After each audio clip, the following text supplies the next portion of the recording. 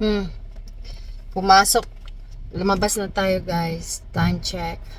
Hindi ko na alam kung makikita nyo. 5 o'clock na. Anyway, nag-clock in tayo ng 5:45. Nag-clock out tayo ng 5 p.m. So, 5:45 a.m. to 5 p.m.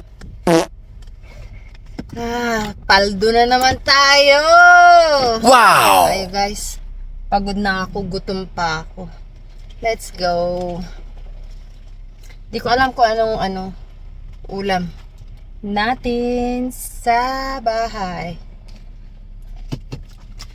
Buhay sa Amerika, trabaho sa factory.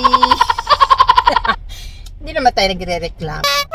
We are grateful and thankful kasi sa mga nangyayari ngayon sa mundo. Nice! Kahit pa paano may trabaho pa rin tayo. Oo, mahirap. Mahirap kung sa mahirap kasi nagkakaedad na rin tayo. Pero, let's think positive. Ayan. Think positive, be grateful, at sa nangyayari sa mundo, sa gera, ang gas, ang mahal-mahal, meron pa rin tayong